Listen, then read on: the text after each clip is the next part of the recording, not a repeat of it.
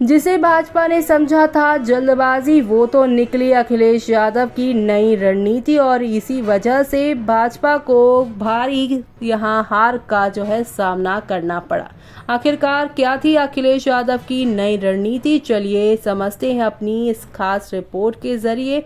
तब तक आप हमारे चैनल को लाइक एंड सब्सक्राइब करना ना भूलें। तो आपको बता दें, यूं तो लोकसभा चुनाव 2024 के लिए पूरे देश में उत्साह यहाँ था, लेकिन खास तौर अगर बात की जाए उत्तर प्रदेश की तो सभी की निगाहें यहीं पर टिकी थी, क्योंकि सबसे ज्यादा सीटों वाला प्रदेश 80 सीट के साथ यहाँ पर लोग काफी एक्साइटेड थे जानने के लिए किसकी यहाँ सरकार बनेगी, क्योंकि ऐसा माना जाता है उत्तर प्रदेश में जिसकी सीटें ज्यादा होती हैं वही केंद्र में सरकार बनाता है। लेकिन यहाँ तो भाई सारी की सारी सीटें ही बदल चुकी हैं इस बार। जी हाँ, पश्चिमी उत्तर प्रदेश का चुनाव निकलते निकलते अखिलेश यादव मानो ये जान गए थे कि मध्य उत्तर प्रदेश का लक्ष्य साधना है तो उन्हें खुद चुनाव में उतरना होगा। यूं तो उनके कन्नौज से लड़ाई की चर्चा 2022 से ही शुरू हो गई थी, लेकिन इस बार उन्होंने इस पर खुलकर बात भी की। तो अब पहले तो इस पर ना तो खुलकर बात की और ना ही किसी तरीके का कोई ऐलान किया।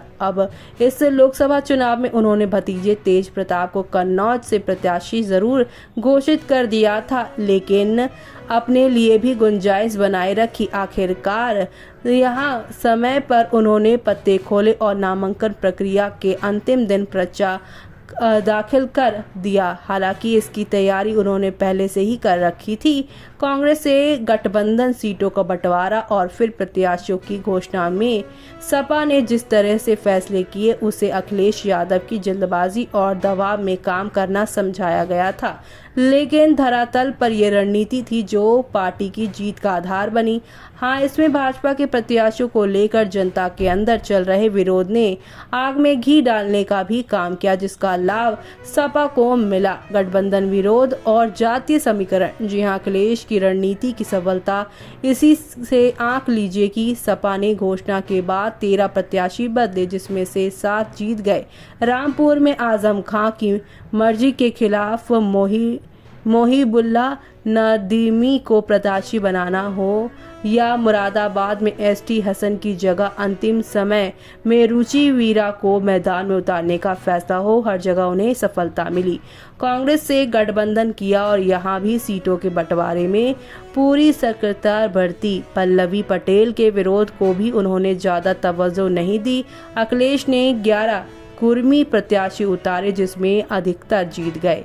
बीच चुनाव पाल समाज से श्यामलाल पाल को सपा का प्रदेश अध्यक्ष बना दिया गया और सब बसपा प्रमुख मायावती के करीबी रहे बाबू सिंह कुशवाहा को बंदा से ले जाकर जौनपुर से लड़ा दिया। अखिलेश की रणनीति से उलझा विपक्ष। जी हां, कानपुर बुंदेलखंड क्षेत्र की 10 सीटों को उदाहरण माने तो सपा ने कई ऐसे प्रत्याशी उतारे जो नए थे और लगा कि इसके पास चेहरे नहीं है। बांदा में पहले उन्होंने शिवशंकर पटेल को प्रत्याशी बनाया। यहाँ भाजपा ने आर.के. पटेल पर दोबारा दांव लगाया था। बाद में शिवशंकर हट गए और नामांकन करा चुकी उनकी पत्नी कृष्णा पटेल ने सपा ने प्रत्याशी बना दिया।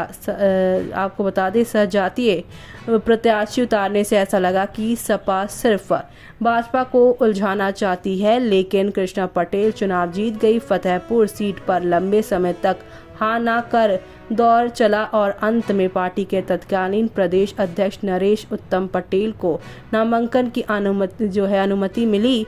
जातीय समीकरण ऐसे बने कि नरेश जीत गए। अब यही प्लानिंग की यहाँ पर भाजपा पर भारी पड़ी।